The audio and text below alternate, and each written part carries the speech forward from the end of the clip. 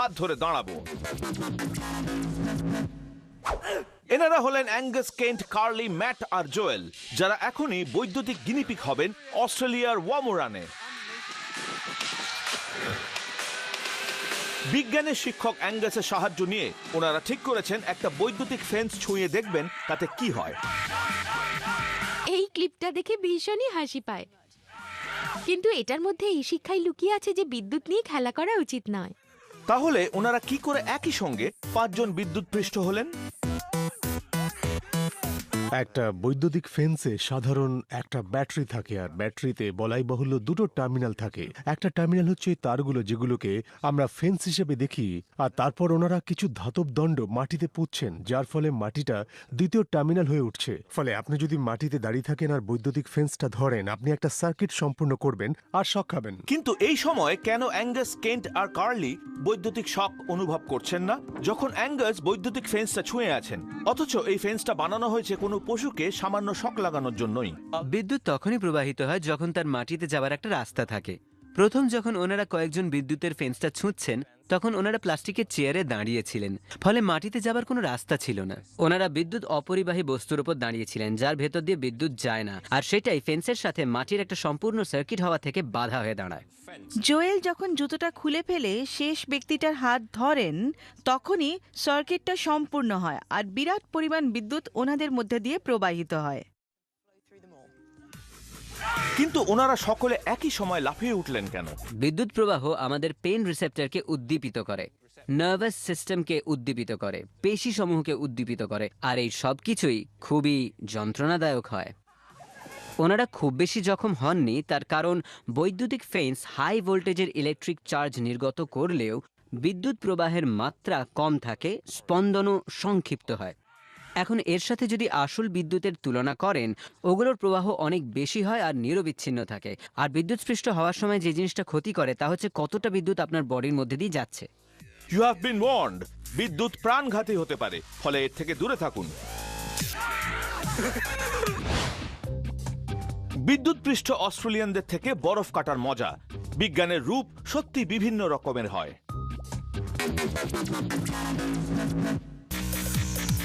দেখুন ম্যাক্স প্রিন্সকির কীর্তি।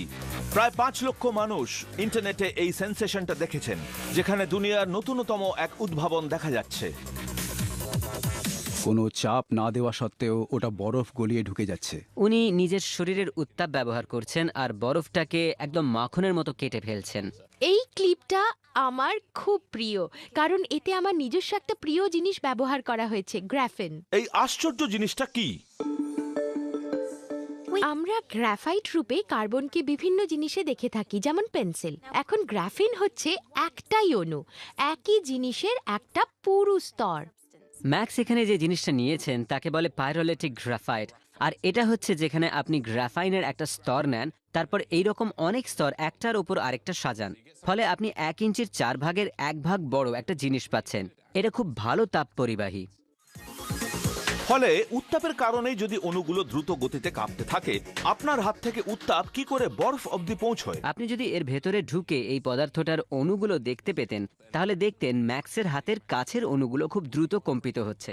আর যেহেতু এটা একটা ভীষণই অর্ডার্ড স্ট্রাকচার, এর একটা অণু লাফিয়ে অন্য অণুর ওপর উঠে পড়ে, আর আমরা গোটা জিনিসটার মধ্যে খুব দ্রুত কম্পনটা ছড়িয়ে পড়তে দেখি। আর এই এনার্জি বরফের টুকরোটার মধ্যেও সঞ্চারিত হয়। আচ্ছা সুজাতা, আপনার আঙুল কত উষ্ণ একবার দেখি। এখন আমি যেটা করব, খুব বেশি চাপও দেব না আমি। এটা খুবই অদ্ভুত একটা ব্যাপার, মাখনের ভেতর দিয়ে ছুরি চাপার মতো এটা ঢুকে যাচ্ছে। ও ওয়াও, ও এটা দারুণ। সরি, একটু বেশি উত্তেজিত হয়ে পড়ছি। এটা আমার কাছ থেকে নিয়ে যান, সত্যি নিয়ে যান। এক্সপার্টরা সাবধান, আগের ক্লিপটা যদি আপনাদের ঈর্ষান্বিত করে থাকে, পরেরটা আপনাদের কেটে আধখানা করে দেবে। ইনি ফ্লোম্যান। উনি একজন নিরহংকারী টেকনিশিয়ান। উনি ওনার উচ্চ ক্ষমতা সম্পন্ন ওয়াটার কাটারের জন্য ইন্টারনেটে তুমুল জনপ্রিয় হয়ে উঠেছেন। আমরা ওয়াশিংটনে যাই এই অসাধারণ ইঞ্জিনিয়ারের সাথে আলাপ করার জন্য। হাই, আমার নাম মাইক ফিল্ডস্ট্রা, লোকে আমাকে ফ্লোম্যান বলে ডাকে।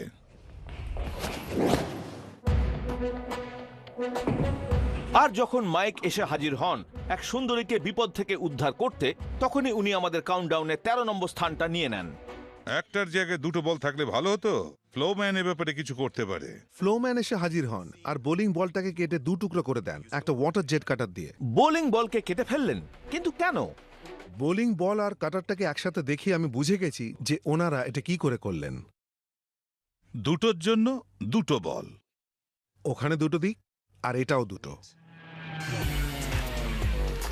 একটা বোলিং বলকে কেটে ফেলাটা মুখের কথা নয়।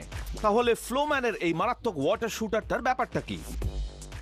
একটা ওয়াটার জেট মেশিন থেকে খুব কম পরিমাণে জল বেরিয়ে আসে। এটা প্রায় আমাদের ঘরের ট্যাপ থেকে যত জল বেরোয় তার সমান।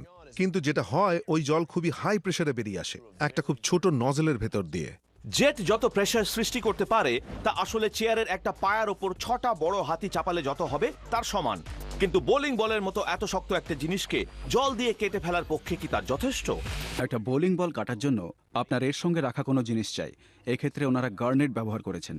কিন্তু ছোট্ট এই ক্রিস্টালের ভিতরে কি রহস্য আছে?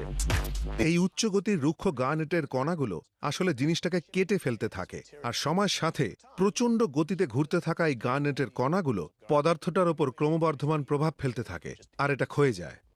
বোলিং বল তো কিছু না, এই উচ্চ গতির গার্নেট আর জলের মিশ্রণের কারণে ফ্লোম্যানের জেটটার সামনে কোনো কিছুই দাঁড়াতে পারে না।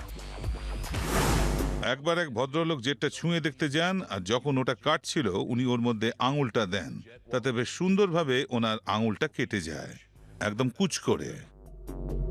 কিন্তু আহত হবার সম্ভাবনা থাকলেও ইন্টারনেটে জনপ্রিয় মানুষ হবার কিছু সুফলও আছে। অনেকের চোখে নায়ক হয়ে ওঠা যায়। মেয়েরা কেপ পরা ছেলেদের পছন্দ করে, অবশ্যই এটা বেশ উত্তেজক। এমনি